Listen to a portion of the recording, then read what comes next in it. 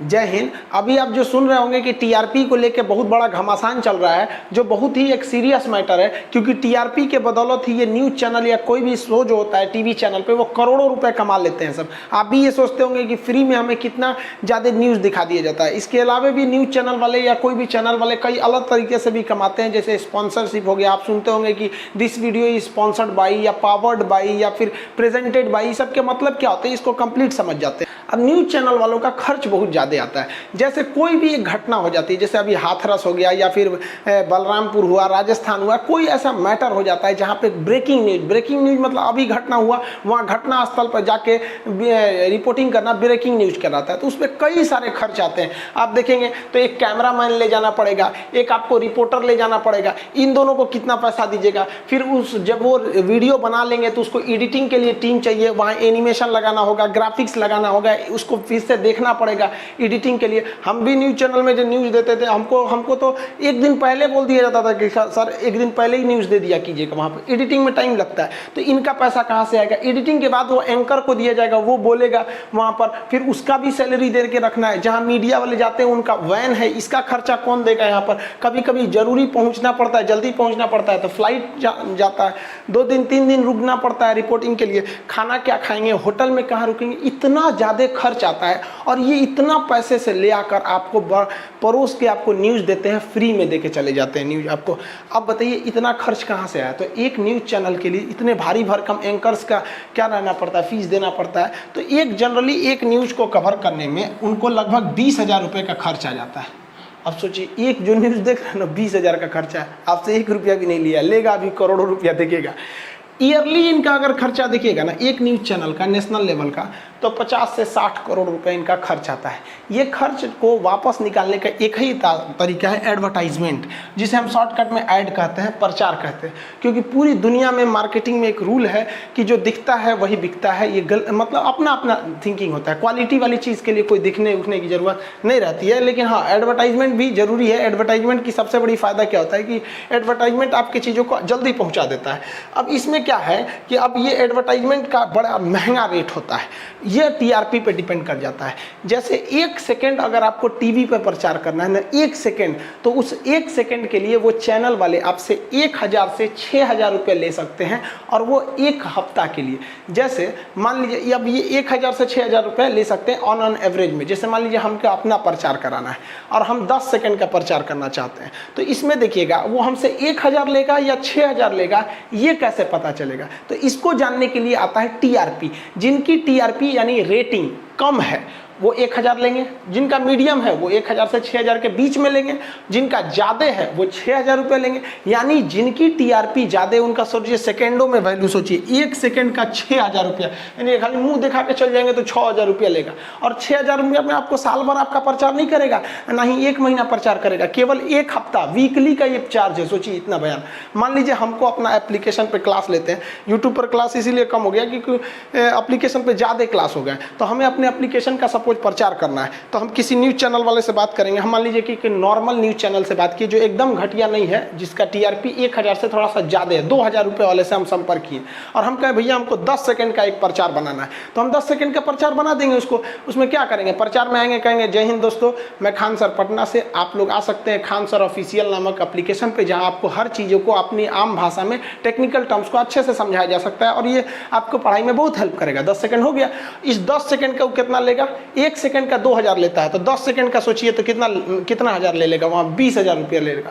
और 20,000 में हमको केवल 1 हफ्ते तक ही ये प्रचार दिखाएगा।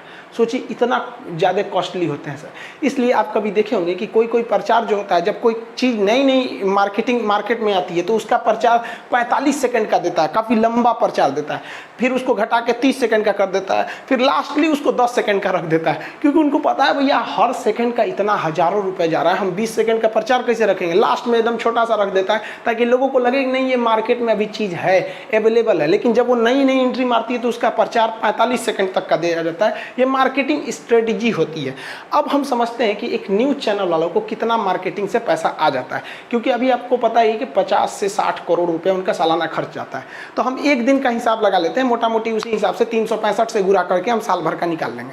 हम मान के चलते हैं एक दिन यानी 24 घंटे में अगर आप न्यूज़ देखेंगे तो लगभग 8 घंटे उसमें प्रचारे दिखा देता है। कुछ भी देखिएगा तो आपको 16 घंटा ही उसमें मूवी सीरियल या कुछ दिखाएगा, 8 घंटा तो प्रचार ही देगा। जितने ब्रेक देता है ना प्रचार, उसको अगर एक बार में कलेक्ट करेंगे तो हम मान के चलते हैं कि नहीं वो 4 घंटे ही प्रचार दिखा रहा है, तो 4 घंटे को आप सेकंड में बदलेंगे। हालांकि हम एकदम मिनिमम माने हैं 24 घंटा में 4 घंटा प्रचार दिखाएगा तो 20 घंटा उसको प्रोग्राम चलाना पड़ेगा, कमाएगा कैसे?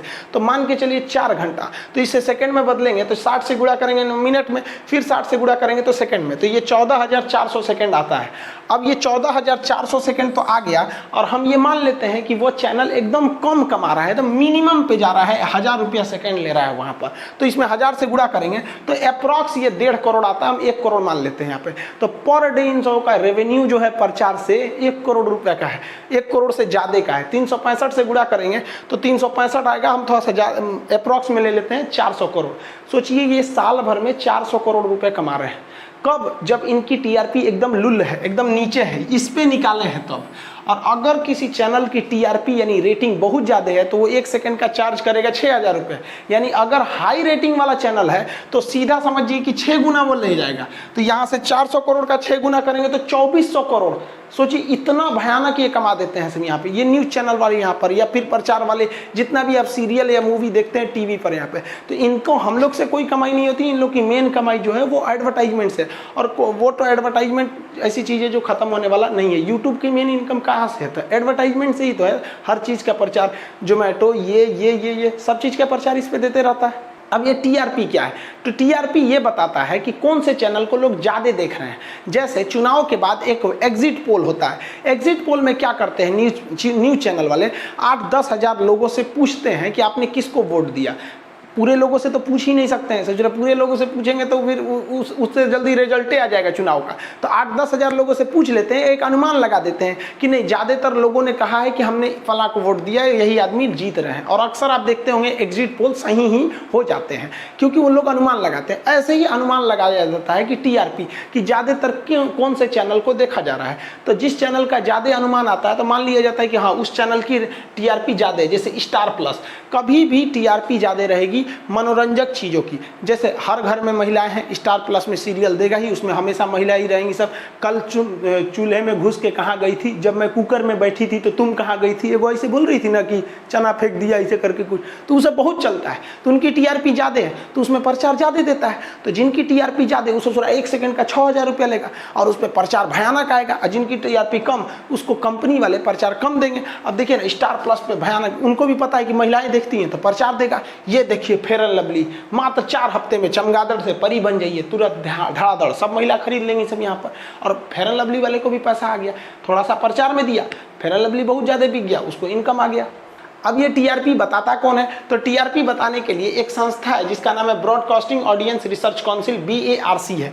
यही बताती है कौन सा चैनल ज़्यादा जा रहा है। इसके लिए वो एक मशीन लगाती है। ये काले रंग की मशीन देख रहे हैं, ये सेट टॉप बॉक्स के साथ इसको लगा दिया जाता है। इस मशीन को कहते हैं पीपुल्स मीटर कहते हैं। ये पूरे हिंदुस्तान के टीवियों में नहीं लगा है, टीवी चैनल में नहीं लगा है, ये रेंडमली लगाया गया है। टोटल लगभग 44,000 घरों में लगाया गया है। अब इसमें लगाते वक्त क्या ध्यान दिया गया है कि इस 44,000 में से कुछ ऐसे हैं जो शहरी एरिया में है, अर्बन एरिया में, जिससे कि शहरी लोगों की मेंटेलिटी पता चले कि वो किस तरह का चैनल देखते हैं। कुछ रूरल एरिया में है, गांव के क्षेत्र में। हालांकि इस पर टीआरपी पे हमेशा यही आरोप लगता है कि ज़्यादातर इसको तो लोगों ने किस में लगा रखा है, शहरी एरिया में। और हकीकत भी है ज़्यादातर जो ये आपके पीपल्स मीटर है वो शहरी एरिया में ही है, जिससे कि गाँव के लोगों की फुल मेंटेलिटी नहीं आ पाती है।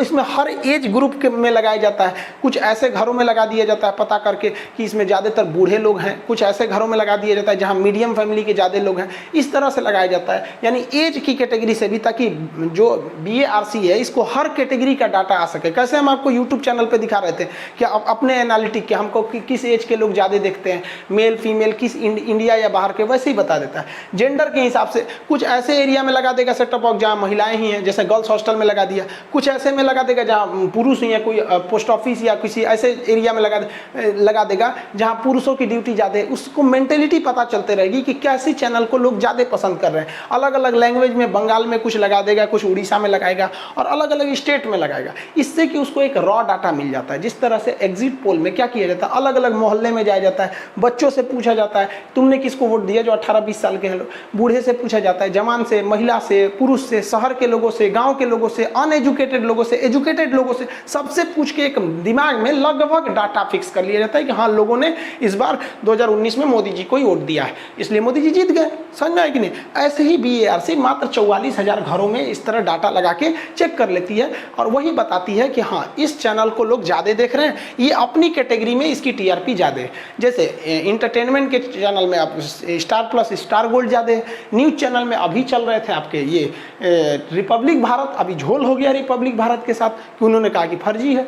TRP ज़्यादा हो गई तो समझ सकते हैं 1 सेकंड का 6,000 रुपये लेगा, सालाना उसका 2400 करोड़ रुपया आ जाएगा। और अगर वही TRP कम है तो 1 सेकंड का 1,000 रुपया लेगा, सालाना उसकी TRP कितनी आ जाएगी, 400 करोड़। ये तो एक दिन का, ये 1 साल का, इधर वाला तो 1 साल का है ना, ये वाला, ये वन ईयर वाला। तो इसलिए सब चाहते हैं कि अपनी अपनी TRP को क्या किया जाए, भगाया जाए।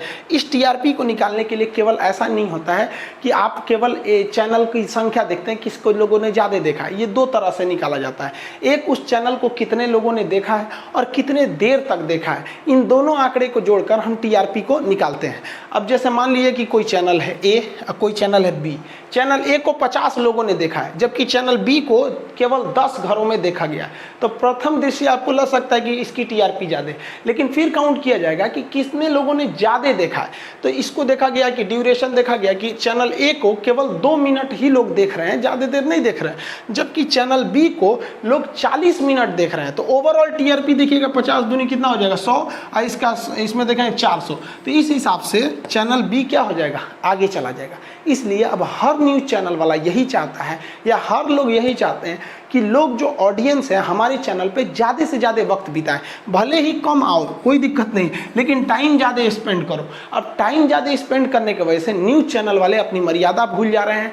ये केवल ऐसा मुद्दा रख देते हैं ना कि आप न्यूज़ चैनल छोड़ के नहीं जा सकते हैं। आप अगर इधर का न्यूज़ चैनल में देखेंगे ना तो कुछ इस टाइप के लोग मिलेंगे। एक मौलाना को उठा के लाओ यहाँ से, ऐसे आलतू फालतू कहीं से, जिनको बेरोजगार, और इनको 5,000-7,000 रुपया दो, ये चले आएंगे लोग। इन लोग का काम धाम तो है नहीं, पैसा नहीं मिलेगा तो मेरा छोड़ के भाग जाएगी इन सबको। और इनको ऐसा इसीलिए बुलाया जाता है कि ये साले आके जहर उगल दे। ये बैठेगा न्यूज़ चैनल पे, एक तो न्यूज़ डिबेट देख रहे थे, ये बैठा बोल रहा है ये गौमूत्र पीने वाले कहाँ से आ गए। तो आपको पता है इस साले की इतनी हिम्मत कैसे आ गई चैनल पे बोलने के लिए। चैनल वाला इनको दिया है पैसा कि तुम बोलो ऐसा, ताकि लोगों का गुस्सा भड़के। अब एक बात बताओ यार, कौन आदमी जो भी है गौमूत्र कोई हैगा नहीं, अब हमको ऐसा कम्युनल बात बोलेंगे कि ड्यूरेशन बढ़ जाएगा, यहाँ पर उल्टा सीधा लड़ाई झगड़ा करा देगा सब, क्योंकि उनको बढ़ रही है TRP। उनका ड्यूरेशन बढ़ेगा, कम लोग भी देखेंगे तो उनकी TRP बढ़ जाएगी, और TRP बढ़ने का मतलब आप समझ रहे हैं कि उनको करोड़ों रुपया का फायदा होगा। सालाना वो कमाएंगे 2400 करोड़ और हम लोग को लड़ा के चले जाएंगे।